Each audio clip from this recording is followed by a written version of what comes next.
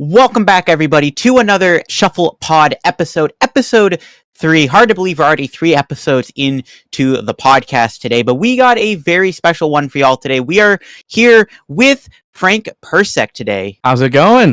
How's it going, man? I'm excited. It's going. But yeah, I'm excited to have Frank on. Obviously, Frank is one of the best players in the game, in my opinion. He's also, much like me, he likes playing rogue decks. He's done a few crazy rogue decks before to some of these major tournaments before. So I'm excited to kind of get into some questions and ask him about all that stuff. And yeah, I'm excited for Frank to come on. So I'm super excited to be here. I'm a big fan of the pod, a big fan of the squad. So I was overjoyed when you asked me to be on. So I'm ready to go. I'm super pumped. Yeah, we're glad to have you on as our first guest today. Yes, the Shuffle Squad is a huge Frank supporter. We love Frank. Frank is definitely one of the friends of us here. So Frank, we're going to be talking about Pokemon this entire time, right? So before we dive into the Pokemon side of things, tell us a little bit about yourself outside of Pokemon. Oh yeah, I just left my job, but my line of work outside of Pokemon is in the medical community. I work in medical research. Cancer research is like where my passion is.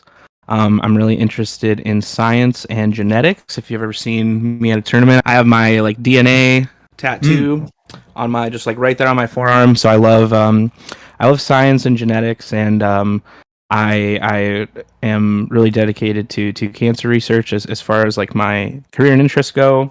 And then I like just like, I don't know, general other like nerd stuff outside of Pokemon. I like anime and like, stuff like that. Board games, anime, comics, superhero stuff. And then a little known fact about me, I am like a yo-yo whiz. You two have seen this, I think. Oh yeah. I remember. I have. Mm-hmm. Yeah, so if you ever see me at a tournament, I might have a yo-yo on me. I'm insane when it comes to yo-yo tricks. I love I like skill toys, or like little toys you can play with. I think they're super fun, so I always have something like that on me. I have 2 pet snakes. Reptile owner. Got a ball python and a tree python that my lovely fiance Caitlin actually mostly takes care of, but I enjoy them. What are their names? And I have Meatball and Melvin. Melvin's like my Melvin and Melvin. Meatball. Those are awesome names. Yeah, Melvin they're the super snake. cute. So I have the snakes, and I love to cook. I really enjoy the art of cooking. I really, when I moved away to college, I kind of had to cook, but I is when I got interested in it. But then when I like actually like became an adult, I guess, or technically I probably still haven't yet, but as I'm trying to transition into being a grown up, I've really gotten into cooking. I watch a lot of cooking shows and YouTube channels, and like to experiment with different ideas and recipes. And one of my favorite things to do is if I'm entertaining guests or just hanging out with people, is to cook a meal for them for sure. And my goal has been to cook at, get like an Airbnb at a Pokemon tournament, and when you see your friends that you haven't seen in so long, is cook some people a meal or do some sort of potluck, because I really enjoy that a lot. That sounds sick. Yeah. So that's a little bit about me. That's most of it. Everything else, a lot of my life goes towards Pokemon, so there's only so much outside of that. I don't know if you wanted to talk about it. You said you recently did something with your job? Yeah. Oh yeah. So I left my job for a couple different reasons, because I was looking for a new job, but am taking some downtime in between finding something else to just spend time on Pokemon, get ready for Worlds, explore some, a little bit of content creation. You two are the experts on that, and so I am looking into doing that. I've been streaming on Twitch a little bit, been filming some YouTube videos that'll come out in like a month or two. Testing for Worlds a bunch. Just had the Team Rare Candy announcement that came up. So a lot of big Pokemon stuff that I've been working on in my life right now. Yeah, we actually are going to dive into that later. I think pretty much everything of what you just said, we have questions like ready to go for you with like all of those topics. We're prepared. Awesome. So that's super exciting. We're definitely super happy for you. It sounds like a lot of really great changes. And can we just take a moment to like just applaud at your house for everyone, just like applaud for the fact that like Frank has dedicated so much of his time and life to cancer research. Like, can we just, I know we have talked about that, but like I couldn't do my job without the people like you doing the research behind it. So I couldn't do the nurses on my floor, especially in the infusion area, like probably wanted to murder me sometimes because I know that I couldn't get by without them, and I probably rely on them so much to do what you do. Even is just like I feel is way, way harder and way cooler than what I got going on. So right back at you, honestly. I know we've bonded about that. It's two very niche things, like playing Pokemon competitively and then doing cancer work. It's two kind of niche things. Yeah. There's definitely not a lot of people involved in cancer care and competitive Pokemon trading cards for sure. So yeah, that's always like one thing that I love to talk about when we get the chance to chat. So the Shuffle Squad and the Shuffle Pod is sponsored by Atlas Collectibles. So you can use code TSS12 to save 12% on your order anywhere on the site. You can also ship to anywhere in the world. And check out atlaspokemart.com for PTCGO codes, where you can also use the same code TSS12 to save 12%. Let's just go ahead and move on to our life updates for the week. So, LDF, what's been up this week? What you been up to? Well, I had a pretty normal week. I mean, I just basically just made a bunch of videos, streamed a few times. I think the most interesting thing that I did this week was I went to the movies again, and I saw the movie Nope, which is directed by Jordan Peele. Nice. Jordan Peele, great movie director. Funny enough, the friend I went with did not like the movie, but I liked it. Nope was actually really good, and actually shout out to Steven Yeun, who was actually in the movie. This is like the first time I've seen Steven Yeun, which it just blew my mind because this is like the first time I've seen him on screen since The Walking Dead in 2016, which was just mind-blowing. So I don't know, just like that added more to the movie, was actually seeing one of my favorite Walking Dead characters actually on the big screen for once was just mind-blowing. But Nope was pretty good. Jordan Peele once again kind of challenged us and kind of challenged the audience's perspective as to what a horror movie can be. I don't want to spoil anything, but it was really, really good. And if you watch some of like the explanation things about the movie on YouTube, you really get to learn a lot more about what the movie was about and stuff. So it's kind of cool. That's really all I did with his week, movies. You kind of have to, because they're deep. They are very deep. Yeah, that's basically how my week went. How about you, Lindsay? My week, I went to locals for the first time in forever. I actually did very, very well. I was undefeated until I hit a Mewtwo Arceus deck and just completely bricked. I was playing Palkia, so that's like kind of an auto loss. The Arceus Mewtwo V Union deck. I mean, like, I just don't know a world where that deck can win unless you go first and get like lucky. I mean, it was tough, but yeah, it was really fun to go to locals. I just haven't been in a really long time. Other than that, my best friend's birthday was yesterday. I got to spend some time with her over the weekend. What else did I do? Just been working. I started precepting another nurse at my job, which is a nice little bonus for me, and it's fun. I guess I officially got my residency graduation gift and certificate. So it's like I've officially been a registered nurse for a little over a year now, but been in that program for a little over a year. So I got my little certificate. I also got like a little cute WellStar stethoscope. So that was kind of a nice surprise today. But yeah, we're just doing a lot of cool stuff at work. We just started doing bladder cancer treatments, which we are like the only infusion center in I don't want to say Georgia, but like in the area. Like people drive like hours to come get their treatments there. So we started doing those, and I'm one out of 4 nurses that knows how to do it at my job. So that's like really, really cool. It's so fun. I won't get into the details of it medically, but but it's really interesting. So that's kind of how my week's been. gonna hopefully talk to my manager later this week about going part-time. So Good Oh luck. my gosh, congrats. Wow, big Yeah. stuff for you.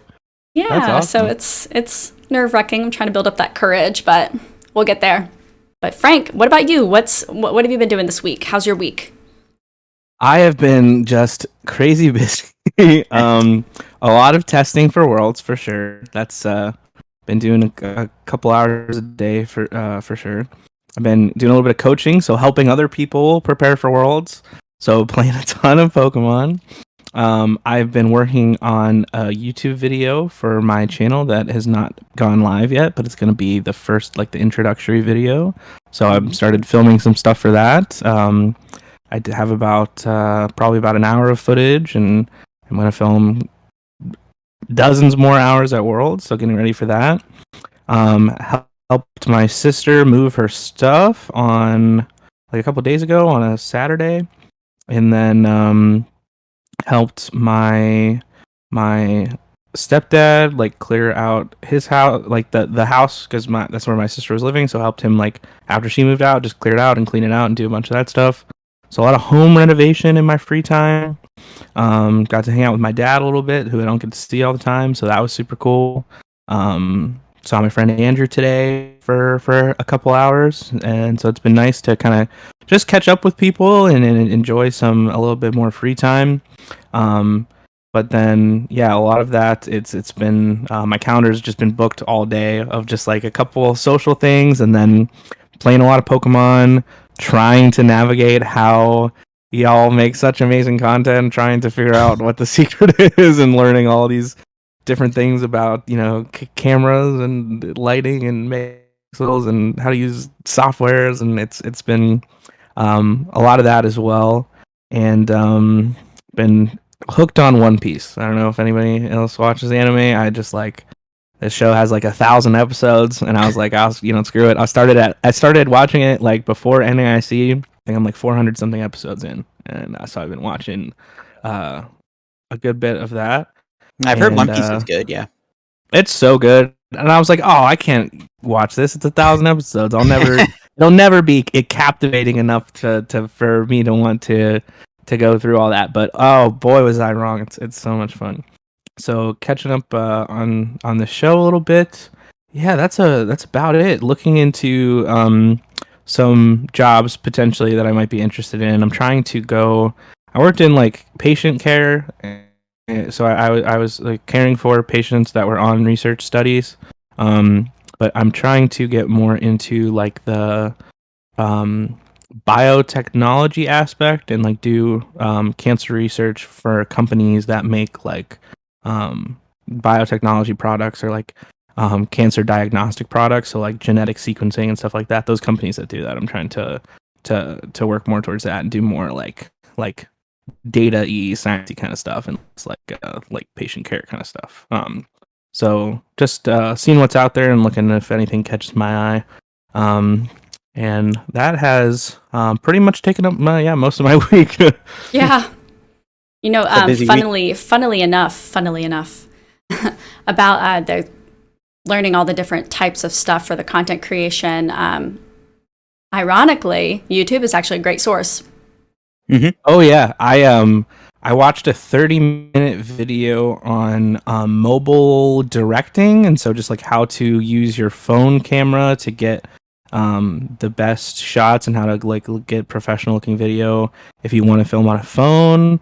And then I've been asking around like a lot of my friends and stuff like that are into content creation about what softwares to use, and Andrew today taught me how to use like Photoshop and Adobe Premiere and all this stuff, and it's definitely, I'm super grateful for all of the amazing people around me that are so willing to help out and stuff like that, and everything else. I'd just be like, when I'm not doing Pokemon stuff, I'm on YouTube like looking up tutorials on how to do this, and I just watched a video on like the difference between skipped, lagged, and dropped frames. I just learned the difference between those three things because something was going wrong, and I needed. So, yeah, big fan on all the helpful content out there for sure. Whenever I needed help with like learning how to use stuff to make content, I always just like looked it up on YouTube and stuff, and they usually just have like pretty good tutorials on like what to do and stuff. So Yeah, it's definitely accessible, which I really appreciate because content creators do make the best content, so it's easy to get help.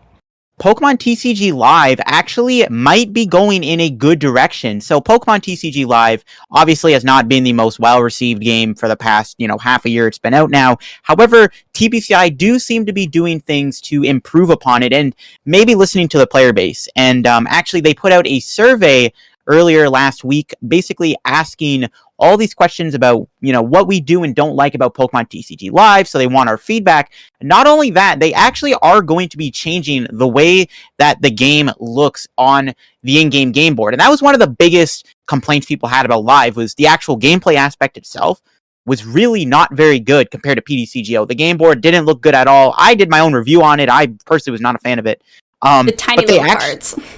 Yeah, like it just looked really bad and it wasn't very good. And they actually listened to us and they seem to be updating it. And they have a new game board layout now, which looks way better. The bench is a lot bigger. It's more like stretched out. It's not as compressed. And the cards themselves actually appear on the bench in full form and not just like the picture on the card, which was how it was before. And it just looks a lot more like cleaner now. And it definitely looks way better. So it's really nice that they're kind of listening to us. Do you have any thoughts on this, Lindsay and Frank? I'd be interested to hear. I'm just glad they took away those avatars. Like, yeah, what? Those things were crazy. Sorry, Pokemon, you tried, but like, ooh, those needed to go. Yeah, those. I feel bad too because I could kind of tell it looked like they had spent so much time and effort on these avatars, and they really made such of them a big focal point. And then they breathed, just like hate. Yeah, for everyone to hate them so much and for them to just scrap it, it's like, all right. Yeah, they were breathing. Mm-hmm. They were sitting there like they were like looking into your soul. You compare that to the Pokemon Unite avatars too, and it's like, how is it? Well, it's you ask like, oh, how is this such a miss when you have like something that's working so well? But I'm sure in the inner workings of the Pokemon company, there's a whole completely different group that's dedicated to one thing that doesn't even touch the other, and so it's just like. But you have a product that is doing super well in the field of avatar playability, I guess, and it's just this looks nothing like that and is terrible. We just like don't need it. We just like don't. Yeah, the avatars were so bad. I'm really glad that they opened up the survey though, because I felt like the only feedback they were getting were from like the bigger content creators and like LDF people like you and like Mahone, Tricky Jim. I feel like that was kind of really the only feedback they were getting. So I'm glad that they kind of opened up that floor to the majority of people who play and kind of get their opinions on that. So I think that was a really good thing. It shows that they actually care, like, opening up that survey, letting people submit their responses. And I think that was really cool.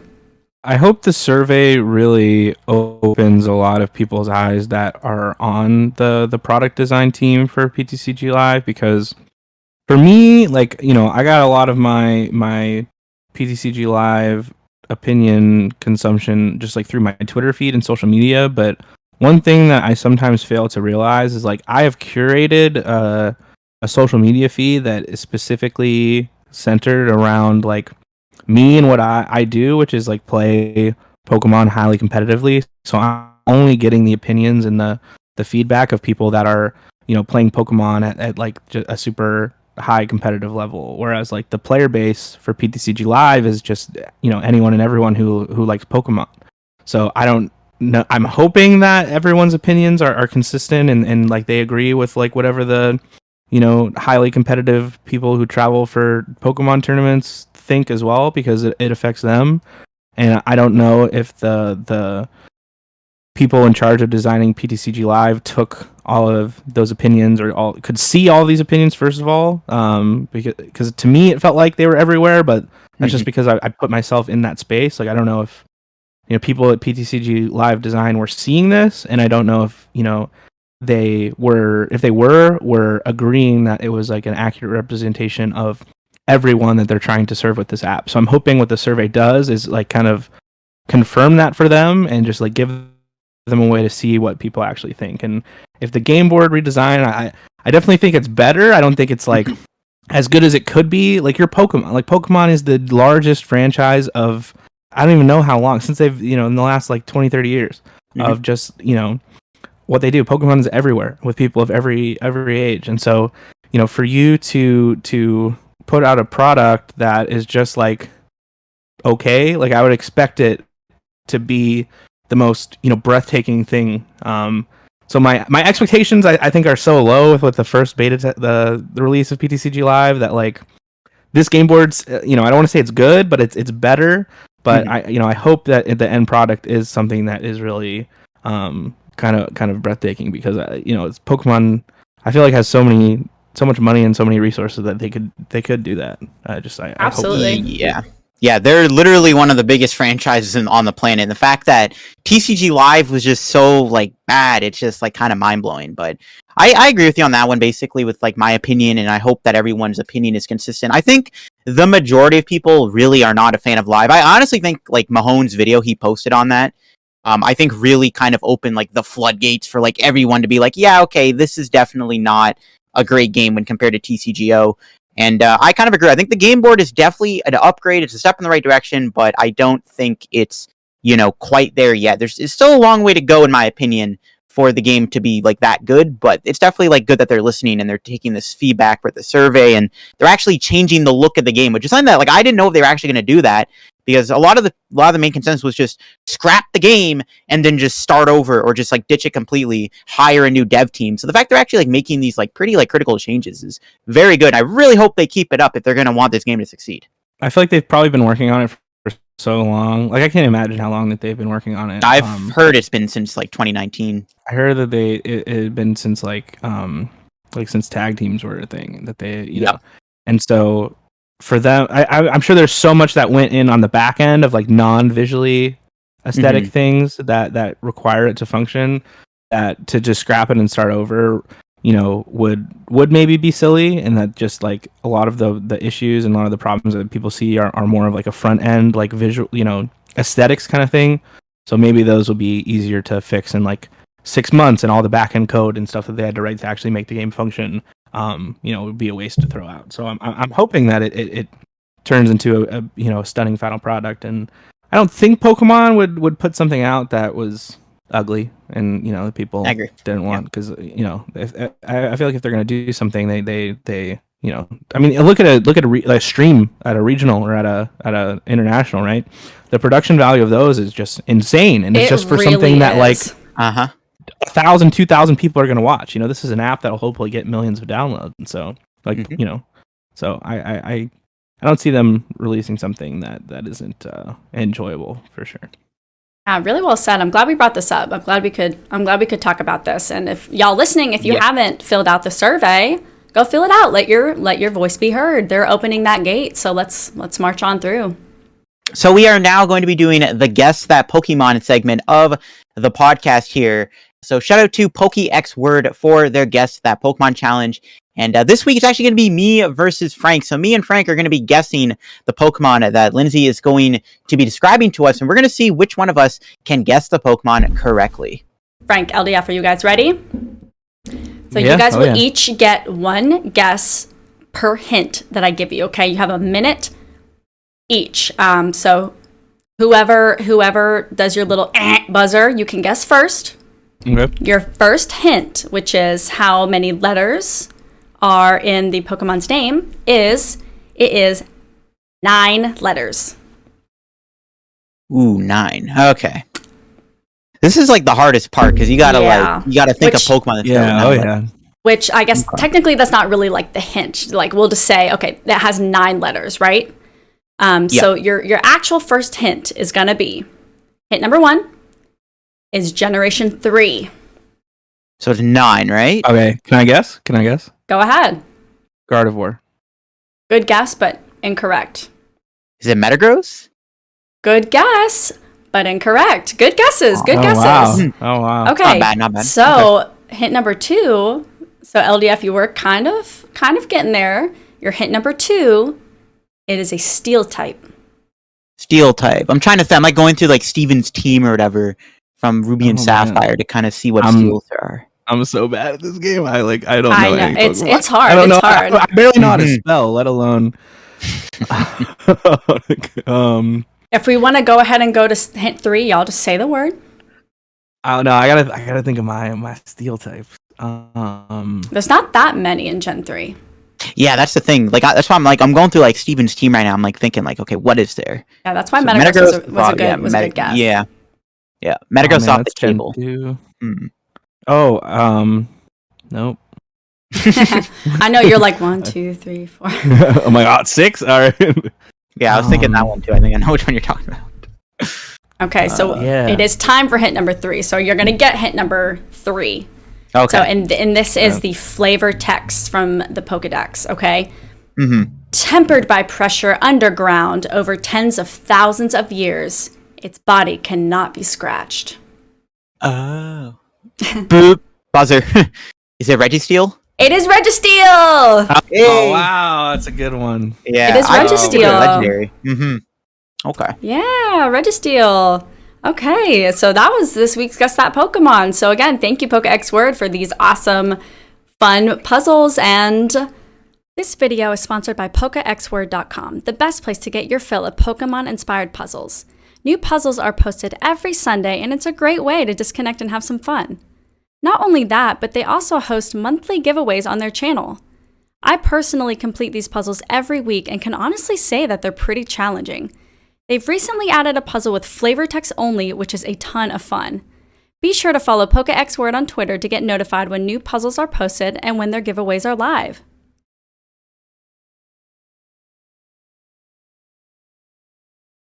So let's just move right along to like the meat and potatoes of the podcast, which is all about Frank here.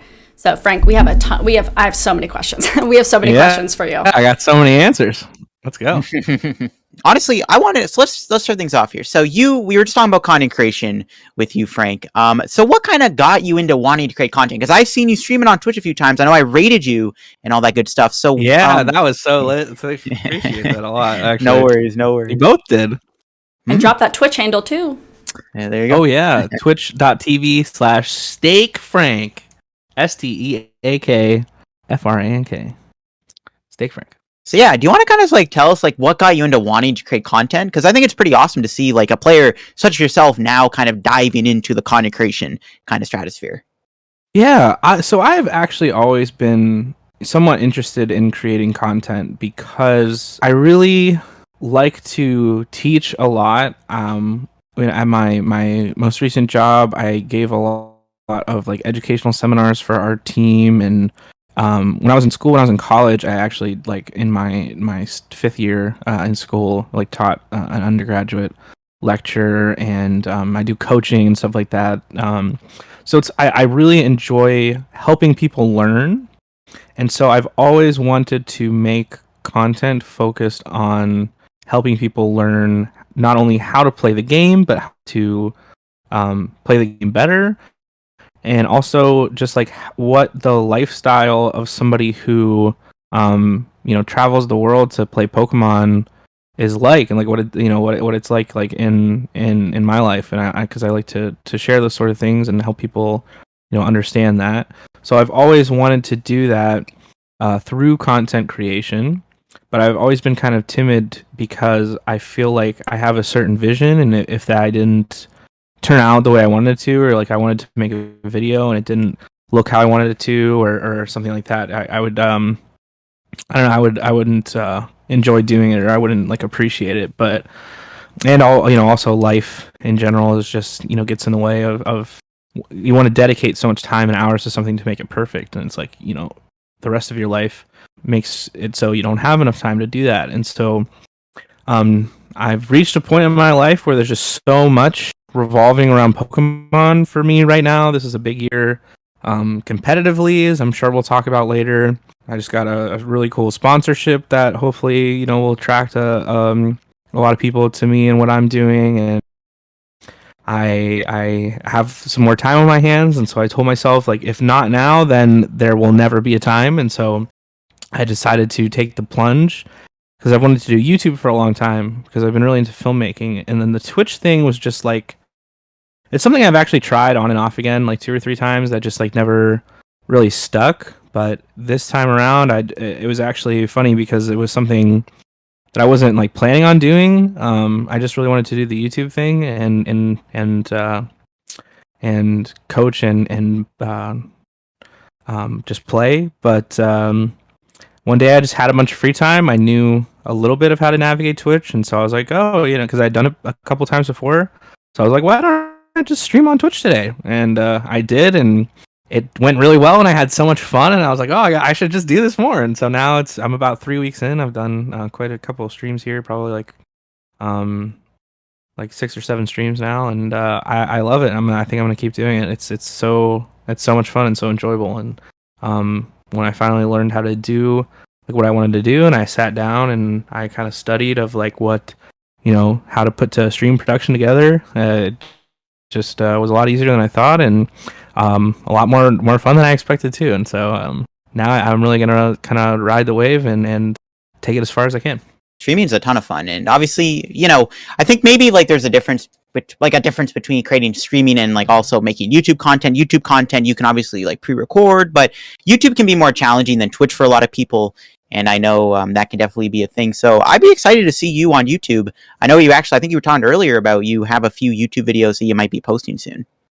Yeah, it might be a while. Like it might not be for another month, because with Twitch and everything like that, you do it all live, and it's not so much of a production. So I want to use Twitch to kind of have fun and hang out with people, and get in touch with the community, and kind of like create more of a presence of myself, and kind of let people into my personality. And then I want to use time on YouTube to really explore creating art, I guess. And so like a lot of the videos I'm working on are requiring like a lot of different interviews with people and shots and like different things that I'm trying to plan, and like really hours and hours of editing, because I want to create a resource for people that they can go back to and use as like a tool to get better at Pokemon. And so I want to spend a lot of time and effort and high production.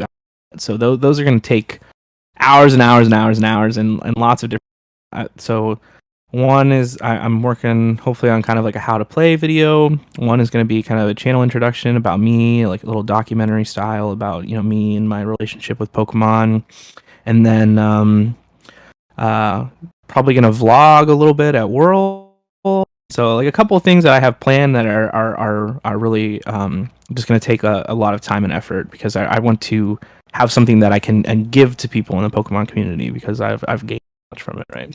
Yeah, just kind of talking like some about the content creation side of things. So what can you tell us about this new sponsorship you got? Like, what can you tell us about the new team, Rare Candy, and kind of how that all came together?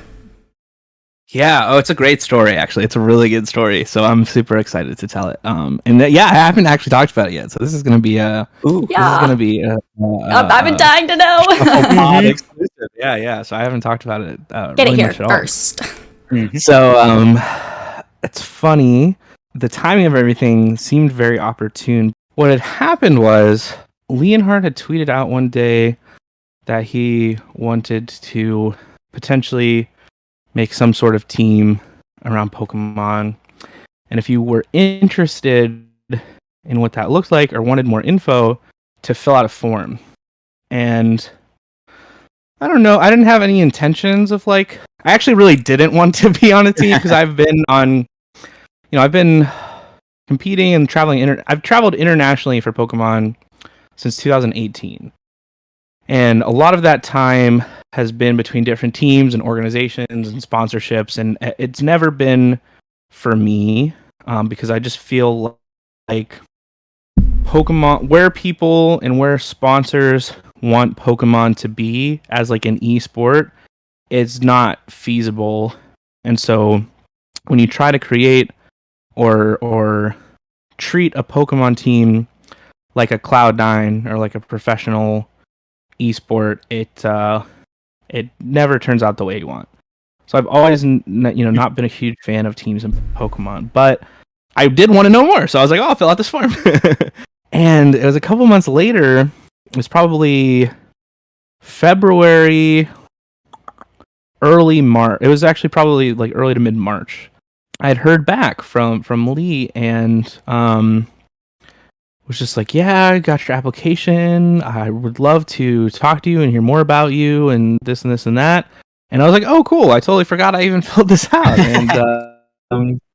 And we got on a call and chit chatted, and he was telling me about, his vision and his idea for the team. And we really kind of agreed that we had a mutual goal in wanting to provide something for the Pokemon community, the competitive Pokemon community, and try and help grow Pokemon trading cards as a game.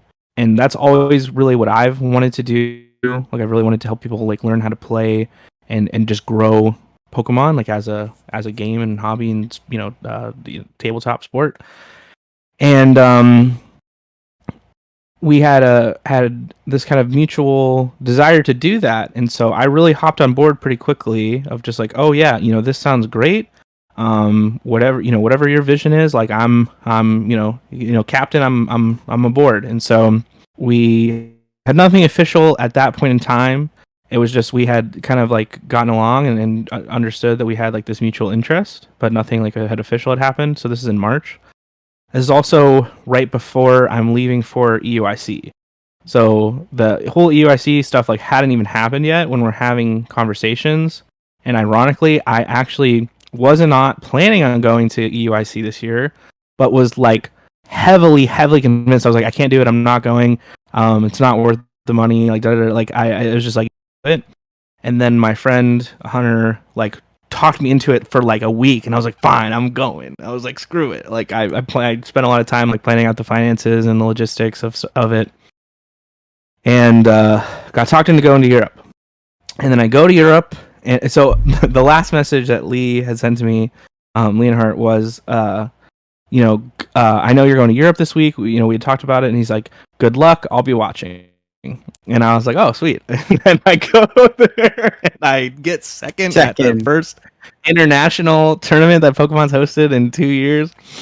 And it was crazy. And so I can't, everything at that point had really started blowing up for me. As for, a lot of like, things on Twitter, and I had started to get a little bit more of a following than I'd already had. Like, I kind of bought myself some relevancy again in Pokemon because we'd been away for so long, and had really, that, if you watch the commentary on that was really like my crowning finish, because I'd only had one other top 8 before that, and a lot of top 16s and stuff. And so that was just like everything had reached an apex at that point. And when I got back, and actually before the day of the tournament, he's like, "Hey man, great job! Like, it's so crazy to see you on the stage." He had told me, and I was like, "Wow, everything's really lining up for me with all this." And so we had gotten back and had chit chat. We had another conversation, and I just like made I really put myself right on the stage in the middle of this Pokemon production. And so I think we had chatted one more time, and I'd officially been selected to be part of the team and chosen to participate. I think I signed everything in like May. So this had been something that was in the works for like 2 or 3. Mm-hmm. Yeah, a lot of planning for a while. I had no idea. Yeah, and so he had told me about the other members that he was talking about. Drew had actually signed before I did, and I got along with all of them well. Like, Caleb and I had been on a team together already, and then May it had actually been official, and we were just waited for the jerseys to get made that you can see in the video, and then for the video to actually get filmed and edited, and then the announcement came like last month. So yeah, it's been in motion since like March. So it's been a journey so far too. But I'm excited that it's all out there and official and announced, and you wearing my jersey at Worlds and stuff. Yeah, we are definitely very excited for you. I mean, that's all like that's so incredible, and I think that they obviously made a really good decision, and especially with you, one, being so good at the game, but then two, which kind of leads us into like the next little topic or next question, is you are kind of like the pioneer of so many of these like I don't even know when to call them, like rogue decks, because then like they blew up afterwards and they're no longer rogue. Like I know it started. I'd first heard your name and learned about you after the Brilliant Stars 5K. Was it a 5K at Full Grip? Where you did the Arceus to Flygon. Flygon. A lot of people forget about that one. I was one of my favorite decks. Never forget. Too. That was a cool one. Yeah, like Arceus Beedrill. I think didn't it have like Sandaconda in it. Yeah, that was actually it's really cool. And so it was the first Arc Beedrill deck, and I feel like Arc Beedrill became its own archetype. Really, and I try not to like take credit that I obviously don't deserve, or even if I do think I deserve more credit somewhere, I try to be humble in that. But yeah, I really was the first one to put Arc Beedrill together. Because I thought those cards there was this ability to search your deck for 2 cards, and everyone, was thinking of all these different ways to use it. And Beedrill was just such a good card at the time, but it was just so unfeasible to use. And I think you might have had a video, and I know Andrew had a video before. Yeah, Andrew had like 3 of them, I think. Kakunas. There was Kakunas in the decks and rare candies, and I was just like, use the Starbirth to get our hand to 0. And that was kind of, and actually my deck building partner and one of my really good friends, Hunter, had sent me ideas for like Arc Beedrill Flygon boxes, or not even Flygon, but just Arc Beedrill boxes, and one of them had Flygon in it, but they had like 5 different types of energy, and there was some dark stuff because Mew was obviously out, and Moltres, and this and this and that, and I kind of just like simplified it, and I was like, what if we just played grass and fighting, and then just did Beedrill and Flygon and made it a little bit simpler, and then put the Cramomatics and stuff in. It was a process for sure, but there was like time to do that. But yeah, that's that was like the first deck from this year, this like rotation that I'd kind of worked on. But I've always really liked making those kind of decks. Yeah, and like I know the Whimsicott deck, which you got second at the EUIC with as well, and so like I kind of want to know like what can you really tell us about your deck building process, and what's going on there? Yeah. So it's funny because I don't like I try to play stuff that's unique and fun, but I also it's not a necessity for me. Like there have been like, especially when there were still like League Cups and challenges and things like that, or like locals, like I'll pull up to my locals and just play like Palkia or Arceus Intellion. Like I don't have to be that person. And like if you look at my tournament history, like in my kind of breakout season in 2018, I played a lot of Gardevoir GX, which was like the very dominant like tier 1 deck at the time. And so it's not something that I have to be doing this, or I feel a need to do this. It's just that I like to try and see how far I can explore the format and just look at ideas that are unexplored, or come up with new ideas that haven't been thought of yet and are unique. That's how I choose to spend my time testing and practicing and playing Pokemon, is playing and entertaining ideas that could potentially be groundbreaking. And sometimes I find something that I feel comfortable with and decide that it's the best play. Like I want to find is there something out there that's better than Palkia VSTAR, for example, is the best deck in format right now. Is there something better than that? Or is there something more suited to win the tournament? Or is there a surprise deck is there something that people aren't thinking of, or something I haven't figured out? I like to get in the lab and like find it. And sometimes in the case of Whimsicott, you figure it out and you find it and it does well. Other times you find it and you think you figured it out and you were wrong. Sometimes you find it, you figure it out, and it was good, but you didn't pilot it well enough. And then other times it's sometimes I just like, oh, all right, I'll play Palkia, or I'll play Arceus, because I couldn't figure it out.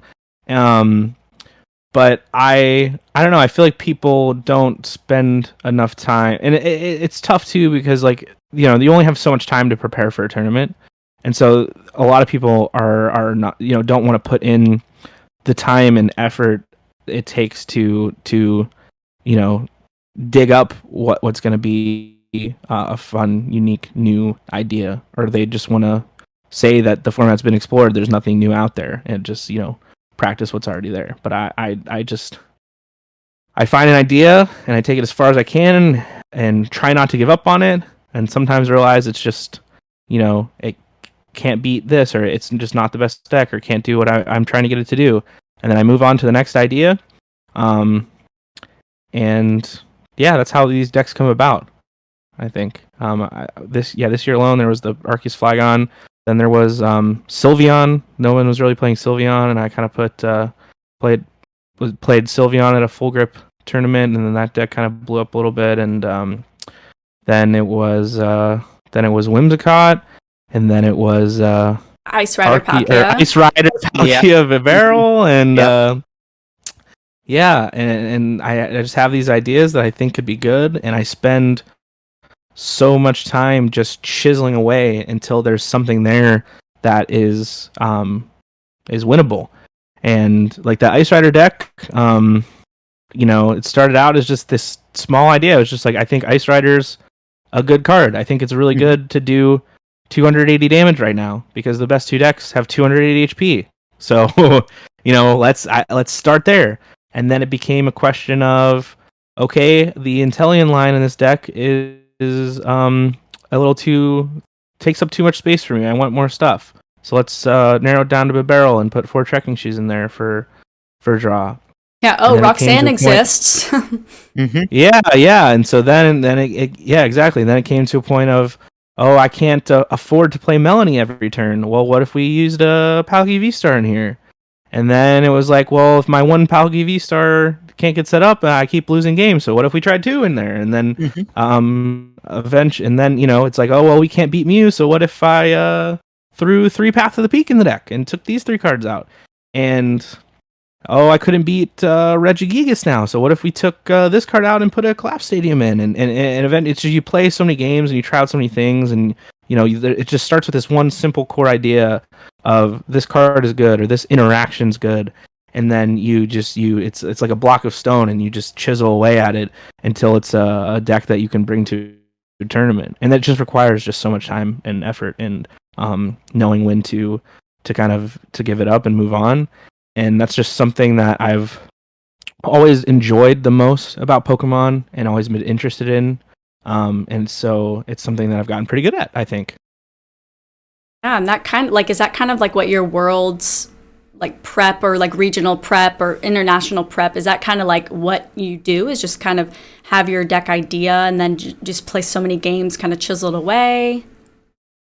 Yeah, so I like to always have a plan B. So I'll never start exploring something a little off base unless I have a deck that's, if I can't find something better, I'm going to play this deck. So if I have that, that's when we start exploring more stuff. So for Worlds, for instance, Ice Rider Palkia is still a great deck. And it's a deck that I am comfortable with. I've got a ton of games in with. I've had success with. I have a top 32 and a top 128 at an IC with it. So it's a deck that I'm perfectly comfortable playing this at the World Championships. So now all of my time is going to be spent exploring cards and ideas and finding things that are good. And if you follow me on Twitter at all, or had tuned into the Twitch stream, like, you'll see me playing stuff that's kind of offbeat. And so the first card I really wanted to work with for Worlds was Galarian Weezing, because I think Galarian Weezing is really good. It's pretty good. Yeah. It's such a good card that it just, like, there's a couple things wrong with it, or not wrong with it, but there's a couple of places where the current decks revolving around Weezing, or the way that you'd think to build Weezing, or the way that we've historically built around Weezing, there are certain aspects in the format that you need to adhere to that the way that we've built it in the past doesn't. And so instead of throwing it away, well, let's dig it back up and see if we can change it around enough to meet the needs of what it takes to win in this format. And so Weezing is great because we're so ability reliant right now, especially with Inteleon being the main engine in a lot of decks, and there not being a lot of raw draw support. Decks aren't playing for research for Marnie anymore. So if you can turn off abilities, that's just so good right now. And especially so with turbo see decks so much potential. too. Yeah, exactly. Oh, yeah. So I see so much potential in this card. But what's wrong right now is that it doesn't do a lot of damage. Yeah. And decks like Arceus and Palkia need to evolve and do 2 attachments and they knock you out. And so turning off their abilities sometimes isn't enough. You need to do that, but you also need to be able to trade blows with them. So then it becomes a question of, well, what card can reliably do that? So it started out with just Crobat. So I was like, okay, Crobat VMAX does 70 damage and leaves you poisoned, and then promotes the wheezing, so you shut off their abilities. So, that was the first thing that I'd kind of tried out with it, but, it still wasn't doing enough damage. So then I tried Samurott, and then Samurott it was cool because you could poison them for 40, and then do, with a choice belt, 250 damage, which was 290, and then they couldn't knock you out in return, and then you used your VSTAR ability, and you put another 4 damage on them, and you did 290 again. But then there was really nothing to take that third knockout.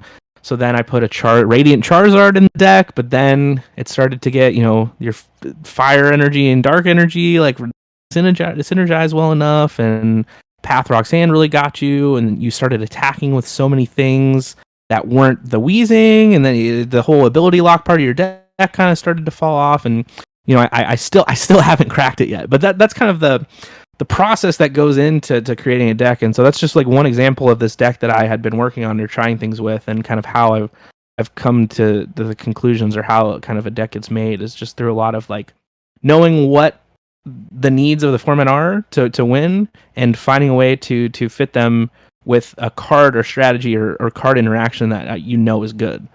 And it's definitely a skill, is just figuring out like, why is this card so good, or why is this underexplored card, like, is it good? And like, why, how do I know that wheezing's good? And it's just, based on seeing the format and just having played in so many different formats, and just like knowing, what is exploitable about them. And right now it's just how reliant we are on abilities. It's definitely a process for sure, but that's really what my World's Prep is like. And then at the end of the day, if I spend 6 weeks testing wheezing, and what else did I test? I tested Lucario VSTAR. That's another card I could talk about for 10 more minutes about why I think that card is underexplored, and Radiant Charizard, which is a great card that I think a lot of people have been trying to figure out how to use best. So a lot of my testing has just been figuring out how to use these cards that I think are underutilized, or I think explored enough yet.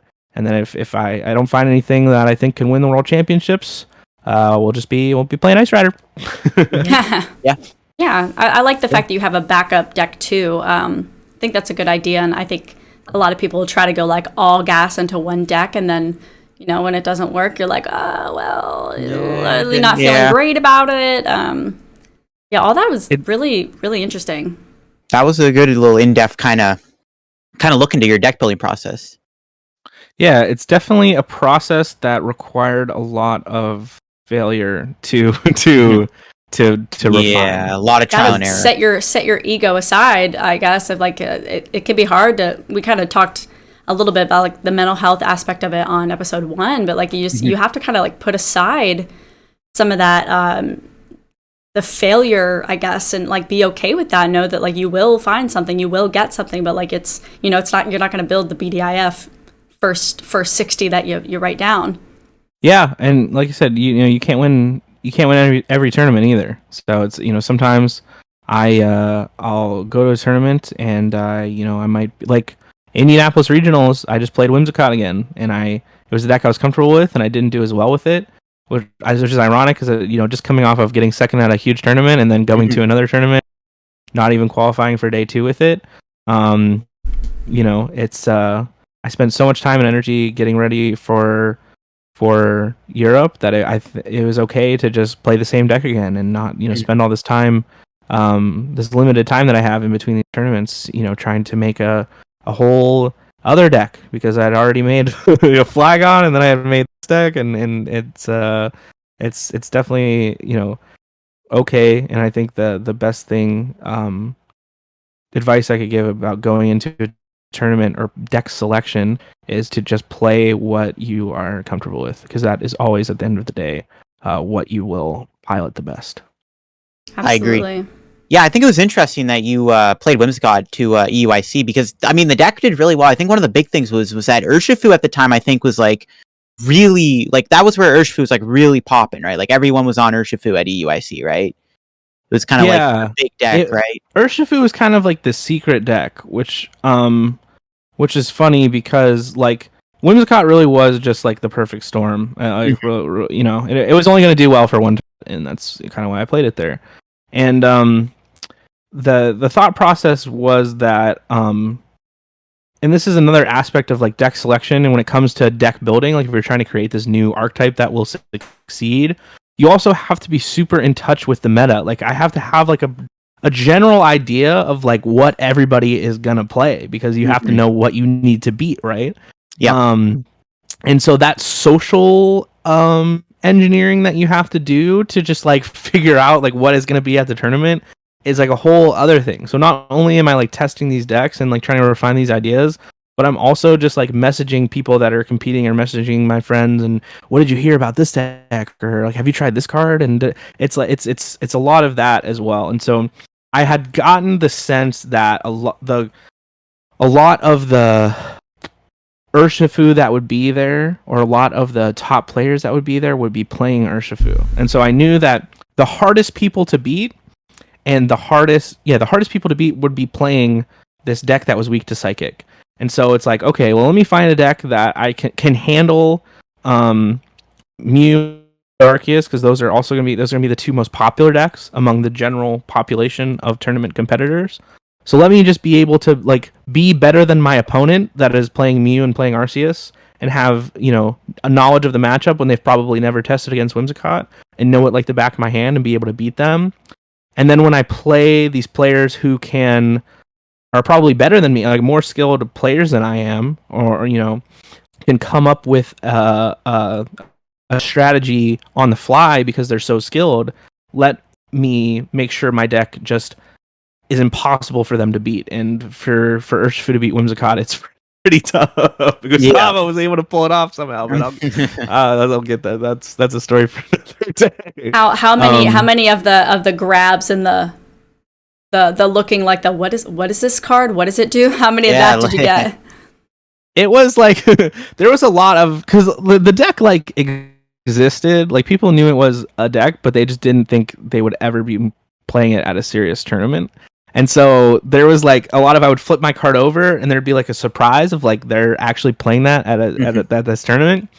And then there'd be like, when it came to the upper rounds and realizing like what was happening, there would just be a lot of like sighs of just like, oh my gosh, I can't, like, this is so stupid. Like, this is like I can't believe I can't believe. And Frank's like, cotton fluff, or like fluff gets in the way. Yeah.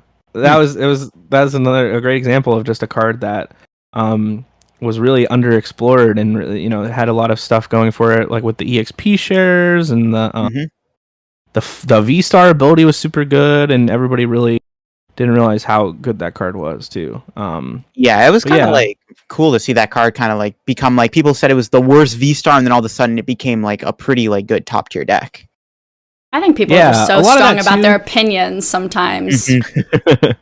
Yeah, and I can't take all the credit either, because like I've been talking about a lot of these that I've worked on, and I've mentioned like some people, but the other thing is like, you can't, like, I'm one person, like I don't have the time to explore every single card that might be good and try it in combination with all of these different engines and cards, and test all these matchups and see if it beats everything. Like, it really takes a village too, and the Whimsicott deck really came to fruition. Like, there was a player, it had won an online tournament, gotten like 8-1-1 in an online tournament, and I had sent it in a group chat, and I was like, hey, did you see that Whimsicott VSTAR won this online tournament with 80 people? And everyone's like, yeah, it was a fluke, like, it's just online, it's not serious, like, it's, whatever. And then no one heard from Frank for 2 weeks. Actually, My main testing partner for EUIC really was Cyrus Davis, and they are from Canada, and ironically Cyrus, work at and with Atlas Collectibles, one of the sponsors. Yeah, they're really nice, TSS 12. Yeah, and so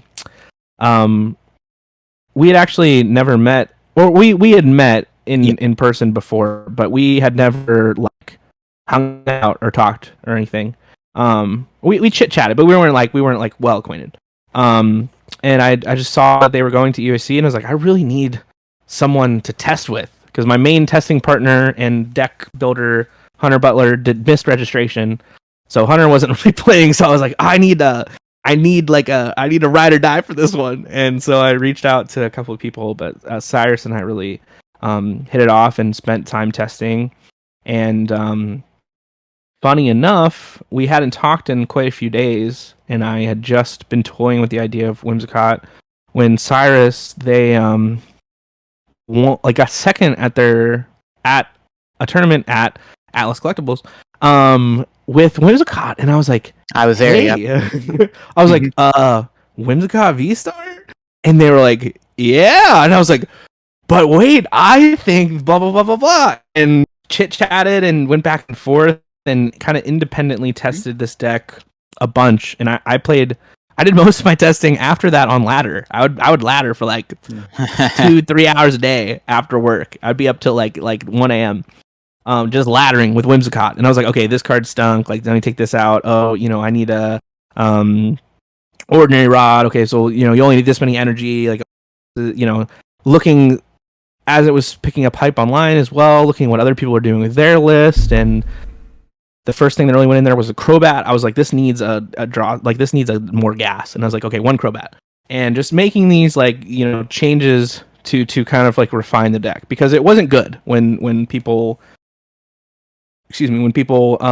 first started playing it, or it first came out. It wasn't. I don't think it could have won a tournament, a major tournament like EUIC. But I knew that if I spent time on it and refined it, it had a lot of potential. And so, Cyrus and I went back and forth a lot, and eventually was just like, hey, Cyrus said, so and so and I were talking. I can't remember who they had talked to, unfortunately, or I'd shout them out, but said to add EXP share in the deck. And once we did that, it was broken because the problem the deck had is you had to chain Raihan at a specific point in time to keep up tempo, and to chain to be able to attack every turn. And you only played 2 Raihan and no way to search it out. And so if you whiffed Raihan on the crucial turn, it was like the game was over. And EXP share fixed all of that. And I think that just goes to show how many different outlets and just all the things that have to happen and people that are involved to make a deck like that work. And I've been on the end where I'm the one standing up on stage with the trophy, and I've been on the end where I'm who finished top 32 and is cheering my friend on in top 8, right? But it definitely it would be unfair for me to take all the credit for any of the decks that I am known for or do well with or get credit for sure. All right, but yeah, I think that'll wrap things up here. Once again, big thank you to Frank for coming on the pod this episode. Yes. It was awesome it was really awesome to kind of hear your kind of thought process when building a deck and getting ready for a tournament. It was really cool to kind of see the backstory of some of your most popular creations this season with the Beedrill deck, and Whimsicott was a big one because that was a huge deck to kind of pop out of EUIC, and it was awesome to see you get second with it. So yeah, big congrats to that. And yeah, it was really cool to kind of hear your thought process on all that stuff. Yeah, absolutely. And I can talk for sure. I definitely, I feel like sometimes I just get a question prompt and it leads off into this big tangent. So that's what makes for good podcasts. It does. Yeah. It does. Good. I definitely hope there's some enjoyable information that everybody can get out of what I said for sure. Yeah, this is definitely, it's going to be hard to top this one. I mean, thank you again for coming on, Frank. You were the absolute perfect first guest, the most amazing first guest that we could even ask for here on the Shuffle pod. And it just kind of recap what LDF said. It was just really interesting to hear your thought process behind all of that, and it actually really motivated me to want to start kind of getting more creative with those with deck building stuff, and I'm actually got me kind of excited to play the game. Yeah, oh man, wow. After this pod, I'm gonna hop on PECGO and like just try to build some decks. Yeah, get the lab code out. I'm just gonna. Yep. Mm-hmm. Yeah, well, I mean, like I was saying too, like it takes a village sometimes. So if you ever have any questions about an idea you're trying out or whatever, shoot me a message because I love to chit chat about stuff too. And I'm super honored to be the first guest. That means so much to me. And like I said, the Shuffle Squad and both of you especially, just I have a really special place in my heart for sure. So anything that I can ever do, I'm super happy to be here. It was such an enjoyable experience for me being on the podcast, genuinely. So absolutely, of course. Yeah, happy to have you on. Maybe down the road we can have you on again for sure. I mean, I'm open to it if you're open to it. Anytime. Y'all, maybe down the road y'all can come too, Yeah. We talked about a lot today. So before we officially head off here, Frank, please plug all your social medias. And if you're not following Frank on these social medias, what are you doing? Please follow me on Twitter at SteakFrank, STEAK Frank. Any type of idea or cool thing I'm working on, or a joke. I'm pretty funny, so anything interesting in the world of competitive Pokemon, you can definitely find there. And if you want to, follow me on my journey through Twitch and YouTube, at just Steak Frank, really on any platform, and any type of updates and stuff you can find through Twitter. I'll do giveaways sometimes too. I got a really cool subscriber tournament at the end of August, and not only can you get, you can. We'll talk more about that soon. I'm hoping you take that one down. But yeah, any type of updates or information or things that you might be interested in winning or gaining from me can definitely all be found through my Twitter. So definitely check that out because there is quite a lot of cool stuff in the pipeline. We'll have it all. We'll have it all in the YouTube description. We'll have it all in everything that you can find it. You will find it. Steak Frank on everything. So until next time, everybody, we'll see you on the next one. See ya.